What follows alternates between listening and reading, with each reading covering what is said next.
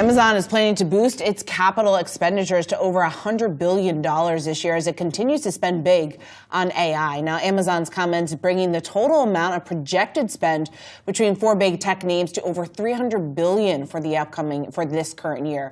And this comes after DeepSeek rattled the market with its low-cost AI model, making some of those out there skeptical of big tech's sky-high AI spend. Joining us now, we want to bring in Faisal Hoque. He is author of Transcend, Unlocking Humanity in the Age of AI. And Faisal, it's great to have you here on set with me. So walk me through just your reaction to some of that big tech spend. I think very much that was the question about whether or not that was the right move. We had the commentary from CEOs doubling down, very positive about the developments of DeepSeek. What do you think? Look, I mean, you have to look at the larger tech companies' business model, right? So the larger tech companies' business models are enterprise. It's not necessarily just consumer. When you look at tech like DeepSeek and the things that are coming out in the market, the enterprises are not going to adopt those kind of technology, and there's whole kind of sort of risk associated with it. So I'm not surprised at all that Amazon or Microsoft or any other big tech are spending more money to gear up their infrastructure and their models so that that can be utilized in a secure environment in enterprise setting. Does it change the narrative surrounding U.S. as a leader within AI and maybe what that could potentially look like? No, it doesn't. I mean, I think that, you know, there's also a lot of misinformation about what DeepSeek is and isn't, right? So when you look at AI, there's a couple of fundamental things that we all have to think about. One is that this technology is going to be very pervasive, right? So responsible innovation and responsible utilization is first and foremost, right? That's one.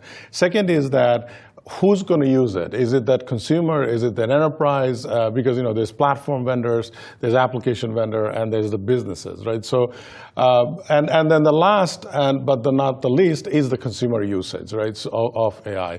So from that context, I think we are, when I'm saying we, the U.S. is way ahead of that kind of secure, commercialized utilization versus a new app that just got launched by a foreign country, which we should not be using anyway. Yeah, well, exactly, and that's kind of what I want to bring up, and maybe to that point, the national security concerns, and the story that was in the Journal earlier this week that there's a potential look into whether or not it should be allowed on government devices. How do you see that conversation playing out? Look, I work for DoD as an advisor and a contractor with my partner CSEI. I wouldn't touch it because, you know, you've seen this ongoing conversation about TikTok and collection of data, mining our population. AI is even much more pervasive than a social media platform.